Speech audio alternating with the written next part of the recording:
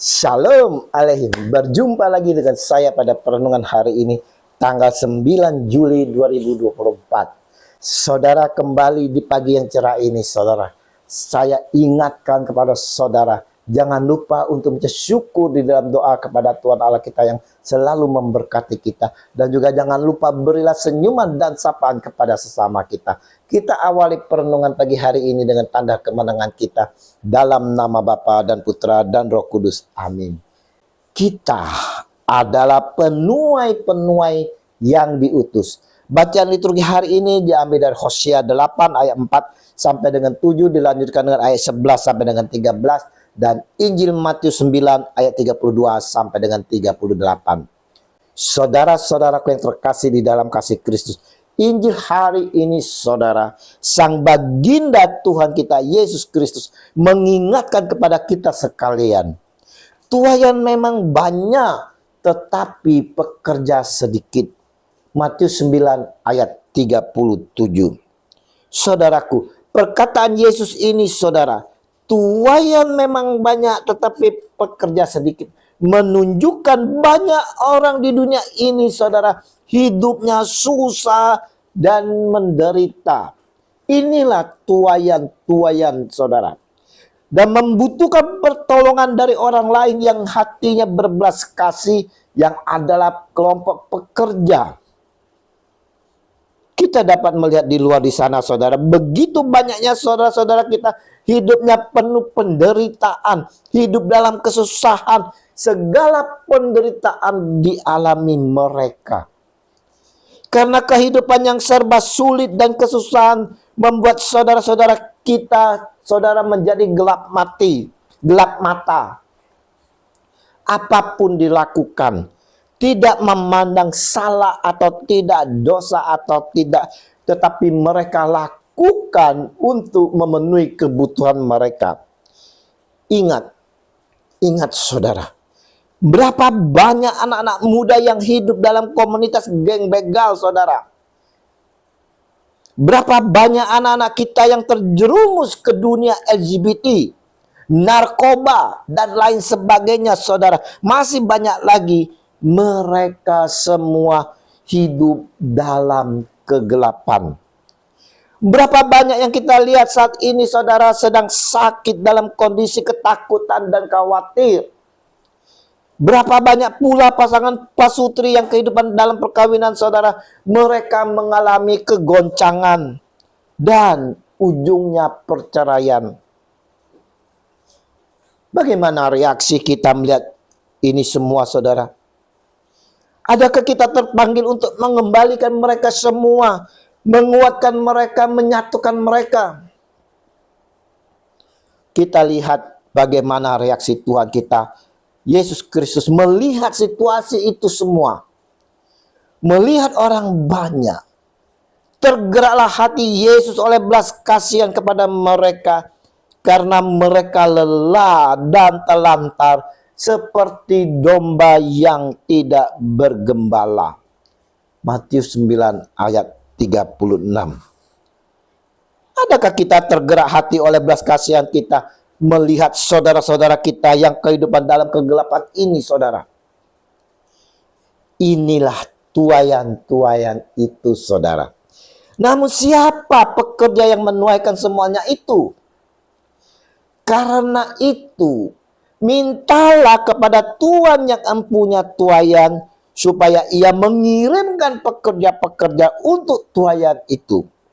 Matius 9 ayat 38. Kita sebagai manusia tidak mampu, saudara, memiliki hati yang berbelas kasihan jika Tuhan tidak menggerakkan hati kita untuk berbelas kasihan seperti yang Yesus lakukan. Untuk itulah, mintalah, saudara, kepada Bapa kita melalui anaknya yang tunggal, Tuhan kita Yesus Kristus. Kita perlu meminta, memohon kepada Bapa, saudara. Lihat, tidak sedikit dari kita sebagai orang yang beriman, saudara, hanya fokus kepada berkat dan berkat dari Tuhan, tetapi tidak mau membangun relasi dengan Tuhan. dan pula tak peduli dengan sekitar kita, saudara. Kita hanya sibuk dengan kesibukan kita, sibuk dengan memancing, sibuk dengan game kita, sibuk dengan HP kita, sibuk dengan segala kesibukan kita, saudara. Sehingga kita lupa, saudara, akan saudara-saudara kita yang ada di sekitar kita.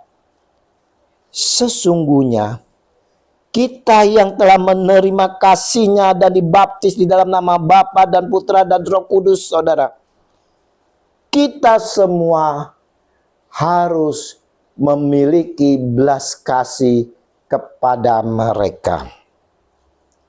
Kata Yesus, pergilah, karena itu pergilah, jadikanlah semua bangsa muridku dan baptislah mereka dalam nama Bapa dan Anak dan Roh Kudus, dan ajarlah mereka melakukan segala sesuatu yang telah kuperintahkan kepadamu.